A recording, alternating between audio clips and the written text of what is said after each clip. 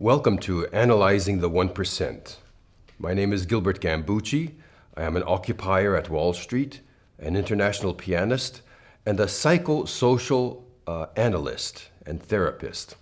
And using the science of analytical trilogy, which is a science which considers science, philosophy, and spirituality in our analysis, I would like to analyze today the pathology that is inherent in the structure of capitalism, in the structure of Marxism, and also in anarchism. Because what we need to perceive a little bit better, perhaps, is that the type of democracy that our founding fathers set up for us, fought for and set up, has been the best type of democracy in all of modern history. And we need to return to that. We need to learn better what were the principles of our founding fathers. So that the objective is not to replace the democracy that we have, which is not functioning at the moment. Why? Because it's being dominated. It's no longer upheld or protected. It's being dominated by the economic sector, by the economically powerful people, the 1% as we call them.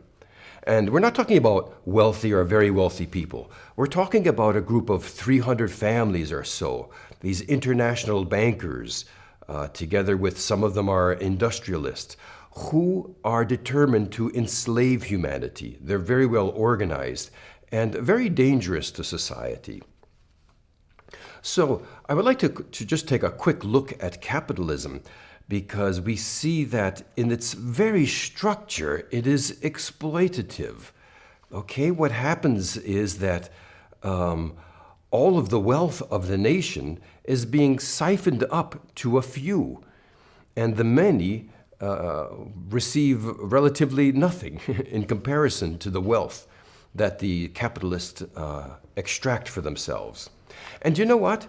In Marxism, it's the same problem. Marx was very naive to this question of the pathology of those who wield power. And so what happened was, even though Marx made an incisive critique of capitalism, he ended up putting things in the hands of the state.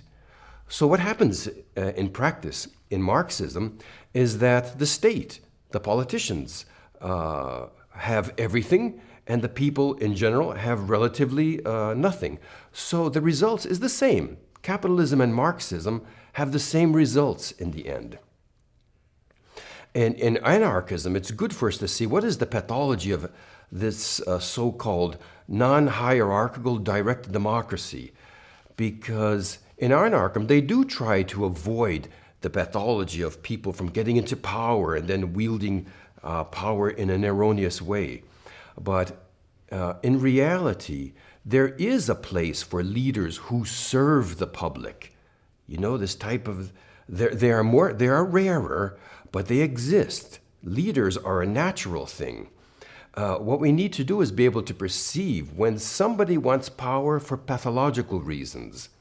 This, we need to sharpen our awareness of this. And you know, one of the great things about Americans is that we put things in practice. You know, even in Wall Street, we have tried out this direct democracy type of thing. And there are many intellectuals who have written books about it. But what happens is that when everyone has an equal say, whether they really know what they're talking about through experience, whether they more or less know what they're talking about, or whether they are completely out of reality or disruptive, bad-intentioned, when each one has an equal say, what happens is that the bad intention, those who are disruptive, take over the situation. And we've seen this in many of our General Assembly meetings. So we know from experience that this direct democracy, at least in a large scale, it doesn't work. You have to learn how to control the most pathological individuals so that everyone can benefit from a democratic way of operating. And you know, it was exactly our founding fathers who analyzed that very well, how to set up a democracy. The problem is today, however, it's not being upheld. No one is protecting our Constitution, our constitutional rights. And so that's why we have these demonstrations going on in the occupations nationwide and all over the world. And, you know, in the second program, I did a study of Thomas Paine, for example, who was showing the need for there not to be people in power continuously. You know, in his day, it was the king. In our day, it's the economically powerful people. They're all the time there. They were showing that you can't have that. It turns into despotism right away. You know, so we need to see the principles of our founding fathers. In program number 4, we were looking a little bit at Thomas Jefferson, the concerns he had about the educational system and the public media, how they need to be free. You know, they can't be owned by the 1%. That's anti-American. All right? So we need to return to the principles of our founding fathers and the Constitution of the United States. And I would like to take a look, I have a short video clip of some of the occupiers of Wall Street explaining what is this group called ALEC, that is the American Legislative Exchange Council, a very dangerous organization. And I'll let the occupiers themselves explain this to us. It's a very good consciousness to have, to see one of the ways in which the economically powerful people dominate our democracy, and as a result, our constitutional rights. Do we have that video clip ready? Let's roll this about ALEC. Who is ALEC? The American Legislative Exchange Council. This is a protest against the American Legislative Exchange Council, also known as ALEC, which is basically an association of corporations and politicians that draft model cookie-cutter legislation in the interest of the profits of these corporations, and then try to get legislators around the country to implement it into law at a state level. So we didn't know a ton about how this organization worked until recently, when about, I think it was 700 or 800 documents were leaked by a disgruntled former ALEC member.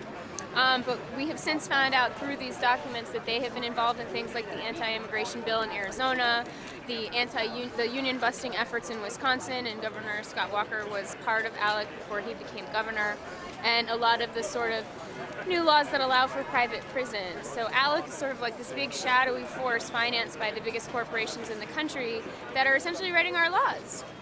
The result is legislation written by corporations to benefit their bottom line. Not the public interest. Legislation is written for corporations. Not the people. What we're trying to emphasize is the fact that behind the scenes, the rationale for a lot of these laws come from corporations who want to profit on them. So, And Koch brothers. Koch Industries is one of the most prominent members, and people vote on their politicians but don't realize that so much of what they do is not something that they just sort of dreamed up in their office by themselves, but are based on their connection to these corporations. Yeah. And so we're here today to say, listen, we don't think that that's right. We don't think that there should be so much corporate influence in our political process. And we're also here to sort of draw attention to the fact that Bank of America received unprecedented amounts of government backing and government support and loans from the Fed at almost a 0% interest rate, and then went right back to paying themselves big fat bonuses. Hey, hey, ho, ho. Corporate greed has got to go. Hey, hey, ho, ho. Corporate greed has got to go. Hey, hey, ho, ho. Corporate greed has got to go. Hey, hey, ho, ho. Corporate greed has got to go. Hey, hey, ho, ho. Corporate greed has got to go. Hey, hey, ho, ho. Corporate greed has got to go. Hey, hey, ho, ho. Corporate greed has got to go. Hey, hey, ho, ho. Corporate protesting specifically the Bank of America and Pfizer, who are members of ALEC, for their involvement, in the Wall Street collapse and greed. And what we hope to do is we hope to shut down 34 Bank of Americas. If this was any other kind of industry, if this was a car company, if this were a health insurance company, all these guys would be in jail. They would be doing time for this kind of fraud. If you went out and you sold a bunch of defective cars that caused people to have accidents, people would go to jail for that. But nobody is going to jail in companies like Bank of America, and they should. So Bank of America is a totally appropriate target for Occupy Wall Street. It's a company that's barely hanging on. The only reason it's staying in business is because the market thinks that the government is going to rescue it if it goes under. We have to make sure that enough pressure is put on the government so that nobody ever rescues companies like this again, that they can't engage in this kind of fraud and get away with it. How much is it gonna cost? How much is it gonna cost? Can we buy our way past here? Come on, we got money. We got money. We got money. Hey, hey, ho, ho. Corporate greed has got to go. Hey, hey, ho, ho. Corporate greed has got to go. The late great President John F. Kennedy, he noticed this discrepancy between democracy and capitalism. Look, I have a quote of Kennedy. The powerful, the 1%, they're very afraid of Kennedy, even until today. They're all the time denouncing his life and his personal things so that people don't perceive better what Kennedy was about doing. For example, here's a quote. "There is no place in democratic life for institutions which benefit the few while denying the need of the many." You see, so Kennedy perceived that capitalism is different from democracy. And in fact, what has happened is that the economically powerful, they have risen up through this field of economics to the point where they're much, much more powerful than the United States government. So they dominate our political sector completely. To the point where we see the political races, they're a joke of democracy. It's just a show in order for some people a certain percentage of the population to remain alienated, as though democracy is well and living, But it's not that way at all. And one of the ways in which we see the 1% attacks, for example, peaceful demonstrators. We have a constitutional right to peaceful protest in order to bring consciousness of things that need to change, in order for us to be able to improve our democracy, which is not working nowadays not because of the structure itself, the democratic structure that our founding fathers left to us, but because it is being completely shut down and overrun by the economically powerful. So, we in the streets, we are demonstrating in the philosophy and spirit of Martin Luther King. That is, we are committed to nonviolent demonstrations to bring consciousness to people as to what's really going on. And the 1%, they attack that consciousness. Now, they are using the NYPD, the New York Police Department, to do that. And there are many in the police department who are in a kind of turmoil because they agree with the occupiers' rights to peaceful demonstration. So we're calling on all New Yorkers to help support those inside the New York Police Department, those who, how could I say, they want to exercise their civil human rights to not recognize orders that are unconstitutional, that are even illegal. Aside from the fact of being immoral, there are police who don't want to attack the occupiers.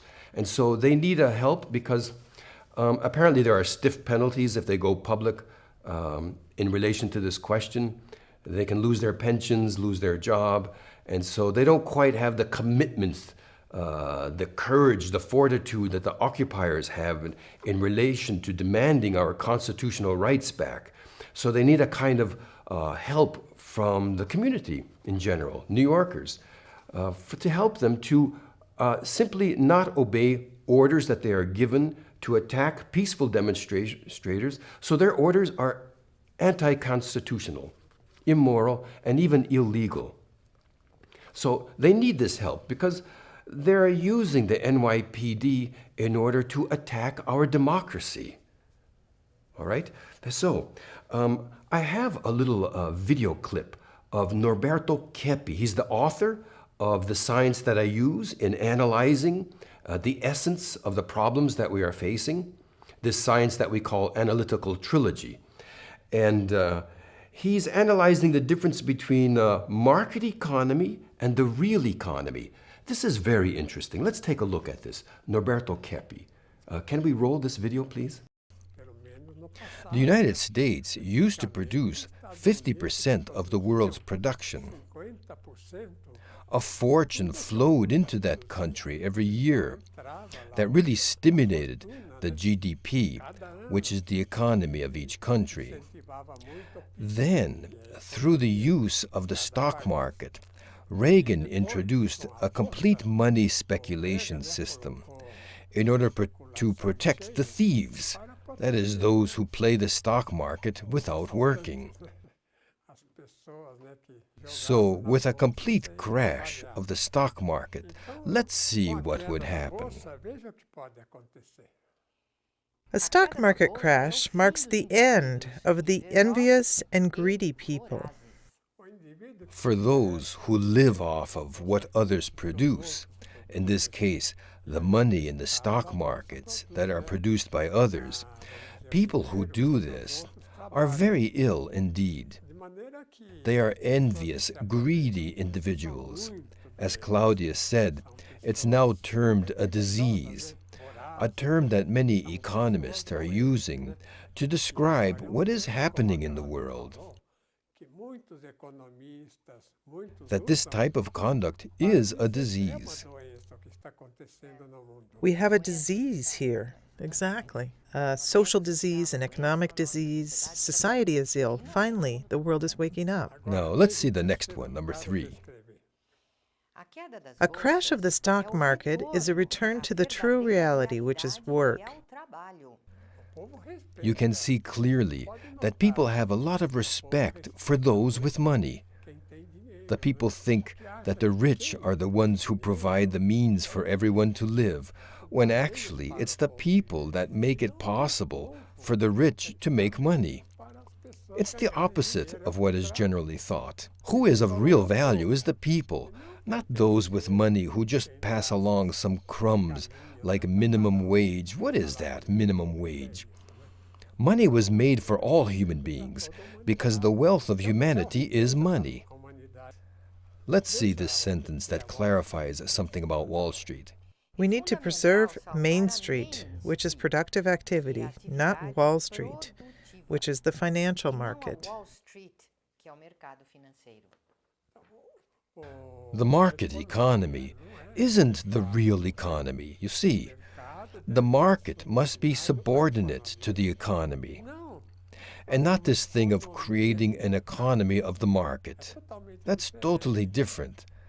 The stock market is a desire to build an economy based on speculation instead of productivity. It's based on what is extracted from the stock market. That's why I wrote another book explaining this problem.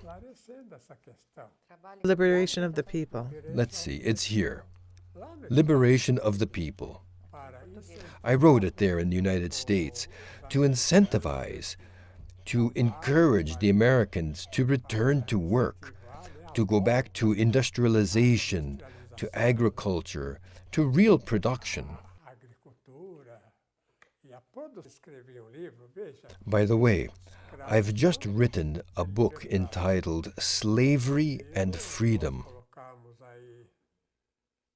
This book was released last week, and it has as its objective to show us how we can free ourselves from slavery, from the pathology of the powerful ones, from the laws they create that are destroying all the nations of the earth. You know, finally, people are realizing that the 1% are a group of completely incompetent individuals. They're very bad intentioned toward humanity. And in fact, they are psychologically severely imbalanced. To categorize them scientifically, they are psychopaths. And a psychopath who acts on society is a sociopath. They're very dangerous for society.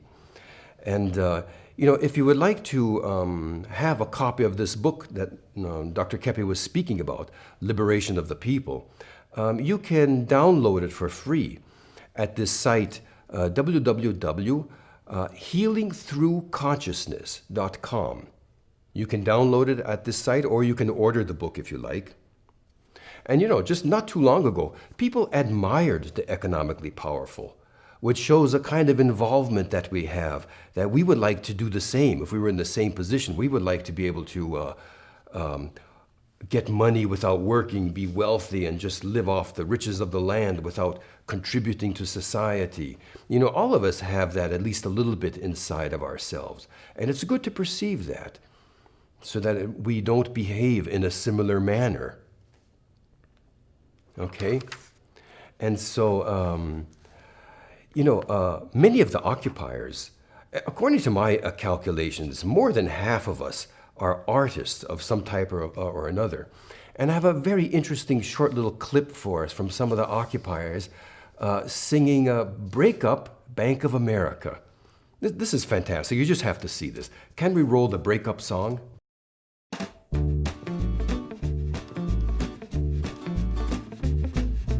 Break up, B of A, break up.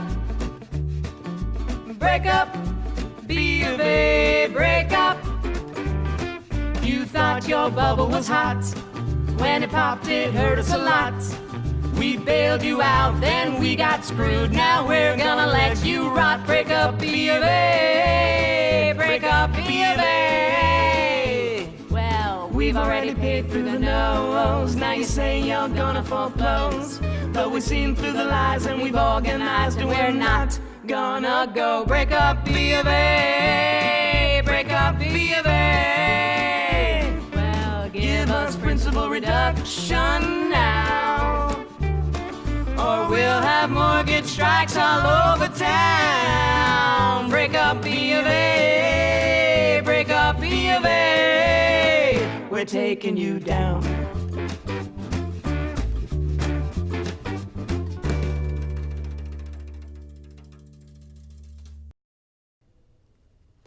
Are you able to perceive that the 1% think that they own this planet, they own the earth and everything in it, all the natural resources? They take the resources and they sell it to us, and they don't recompense even people who work for it. They just exploit, because they really think that they own us, they own the planet and everything in it. Are you beginning to perceive how they are a group of people very imbalanced? And one of the ways in which they enslave us is through the use of usury, that is, exorbitant interest rates, which has always been seen as something immoral throughout civilization. Usury is a very nasty way of enslaving and tricking your fellow human being. And so we've got to stop complying with an immoral economic process, because we don't want to live in an immoral structure. So look, don't pay usury. If you've taken out loans, pay back your loan, but don't pay the interest on it, because this is an immoral practice that they do. And this destroys the soul of society, to be in such heavy debt to these bankers. So we need to cut with this. Not only because it's immoral, but because it's destructive to society. And so we need to, this is the way in which they enslave us. So please, no longer recognize the use of this highly immoral practice of usury. It's totally unethical. And to occupy means to take back what is rightfully yours, that the 1% have stolen from you. So go ahead and with all fortitude, occupy, and see you next time on Analyzing the 1%. So we occupy for change, marching to the beat of Occupy Wall Street. We're here to shout, we've been left